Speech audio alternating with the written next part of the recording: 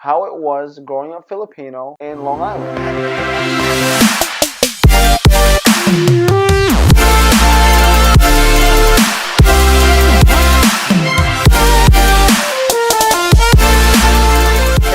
This is Gilson Vergara. I haven't made these videos in a while. I apologize because I've been running around getting things done before I leave to go back home. So please excuse me. I appreciate your patience. I want to thank all the people subscribing to the channel because I didn't expect even one person to subscribe. I greatly appreciate your support. If you didn't know, I live in Long Island. I live in Hempstead, but I went to Uniondale High School. I live right near the borderline. So if you're familiar with landmarks such as Nassau Coliseum and Hofstra University, I'm minutes away, so I'm that close. I wanted to briefly discuss about how it was growing up Filipino in this area. I came here when I was 3. I initially went to Westbury up until the 4th grade, and I got kicked out. So it was already weird because I came in 4th grade in the middle of the school year. Shout out to my 4th grade teacher, Miss Isaacs, who is now Mrs. Gallo. So shout out to you. You made everything comfortable for me. I go in there and I don't know anyone, so everybody,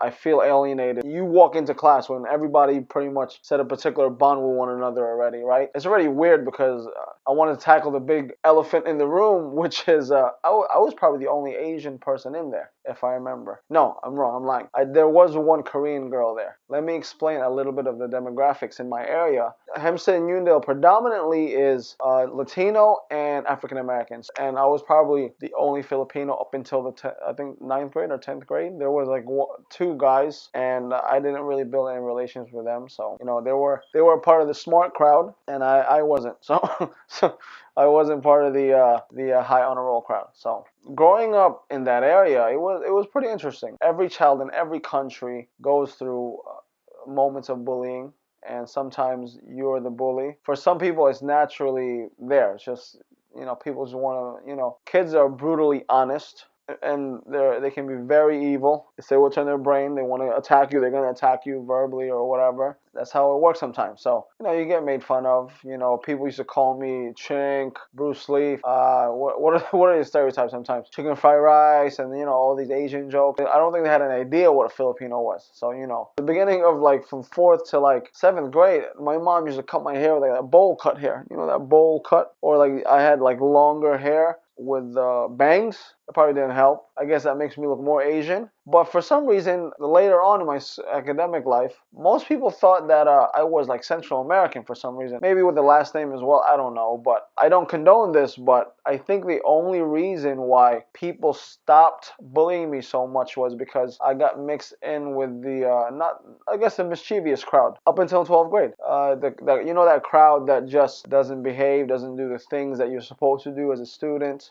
That's from homework to going to class or whatever. So I think that probably tapered off the bullying quite a bit, because at that point in time, I probably bullied people too, and I'm guilty for that. I had to be strong enough in a bad way for people not to mess with me. There was this one time where we were in swim class. You got to go through to go into the locker room, you got to go through the shower area. So I did that. I got dressed, and for some odd reason, this dude comes up to me and goes, yo, I heard you train, because by that time, I was in 10th grade. I was already training to fight already. So immediately, the guy threw out a hook on me. I'm and I naturally, because I was used to it, I just ducked, and I went to the solar plex and one to the jaw. I backed off, and then how young kids are. Everyone's oh, we're about to get into it. My friends are pulling me off. I guess his friends are pulling him off. And I guess for some reason, now that I think about it, it's probably because maybe I look weak to him. I don't know. I was a short guy. I'm only 5'5", 5'6", so I'm a short dude. So sometimes it was a constant proving ground. And I'm not one to back off anyway, so whether that's right or wrong, I'm not one to back off. So I had to stand my ground. Growing up Filipino on Long Island, I think it was fun. It was very interesting.